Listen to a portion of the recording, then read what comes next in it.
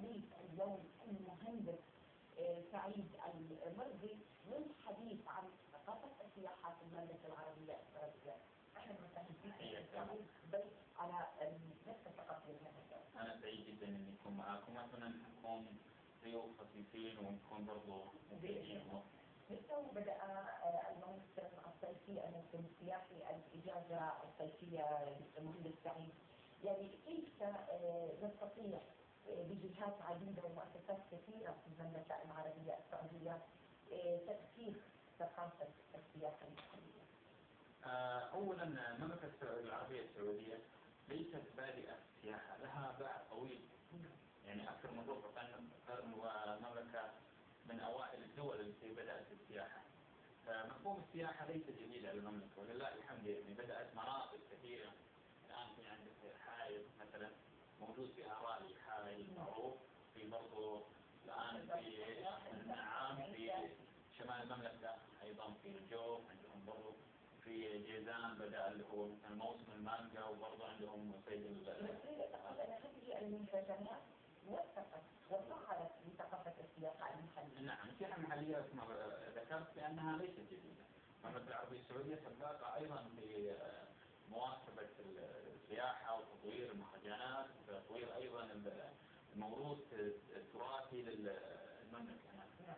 إذا أستخدم سؤالا مهم للسياحة وبخاصة تنشط هيئة السياحة والآثار في المملكة العربية السعودية في تقديم يعني إنجازات كبيرة في مناطق المملكة العربية السعودية.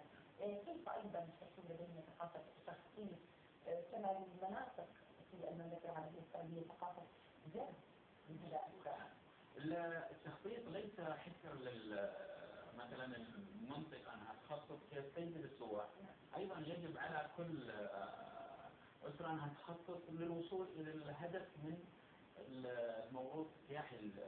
على سبيل المثال مثلا عندنا الآن لو تلاحظون في أحد المطاعم في عبارة عن مطعم دوار أو دائري، بحيث السائح جالس مكانه ويتلذذ بتناول الطعام، وفي نفس الوقت محيط يدور به أيضا في مناطق جميلة. الأمر الآخر هذا أحد المطاعم في موقع استراتيجي جميل. الجميل في هذا المطعم بأن فيه عبارة عن أسرة سعودية هم من يقوموا بإحداث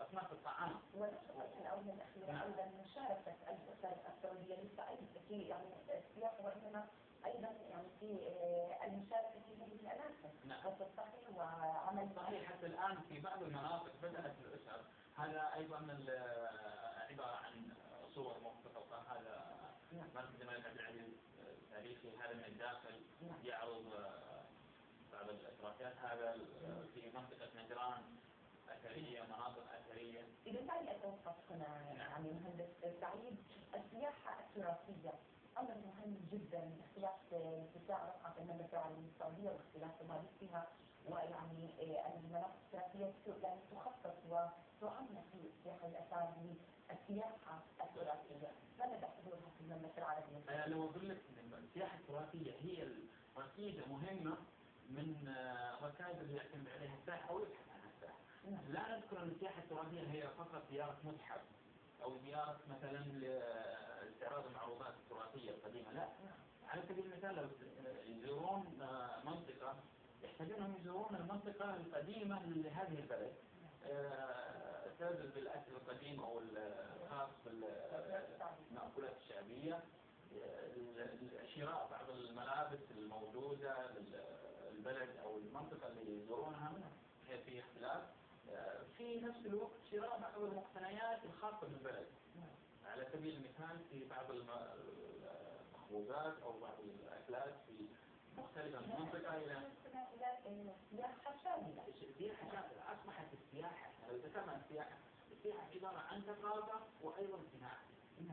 السياحة ليست مجرد سياحة موضوع عام، هي عبارة عن ثقافة. السائح يجب أن يتعرف على ما هو الموجود في هذا البلد يتلذذ بزيارته لهذه المنطقة.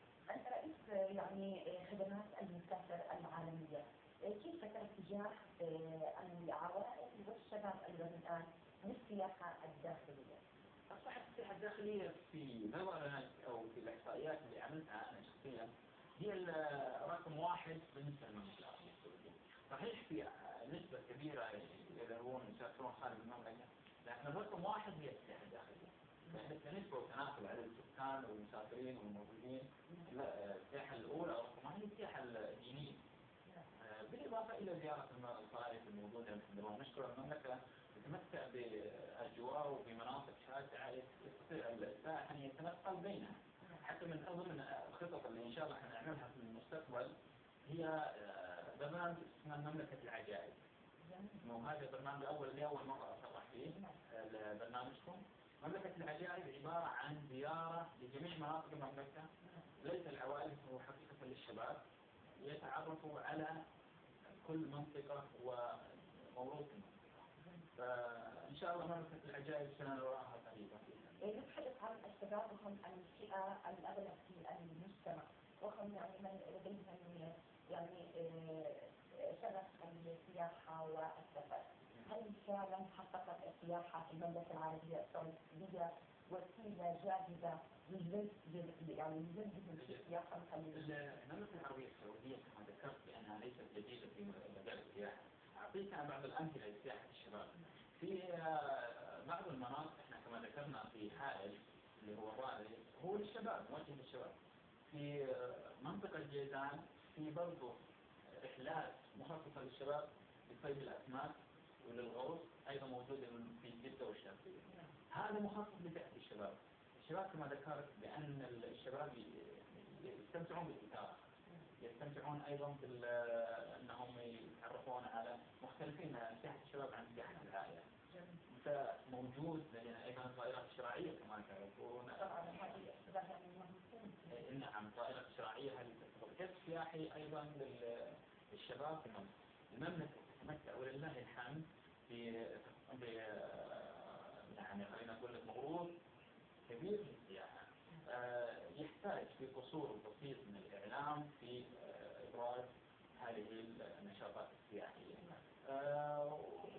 وأيضا الشباب مهما ذهبوا في عندهم برامج مخصصة لهم، وفي لهم يزيدون جميع برامجهم إن شاء الله. بإذن الله. المهندس سعيد أسماء، شكرا لكم. ضيفي في شاكر لكم. كانت هذه وقفتنا مع السياحة، وبخاصة أننا بدأنا نستهدف الموسم الصيفي في المملكة العربية السعودية. فاصل قصير ونواصل معكم بقية برنامجنا.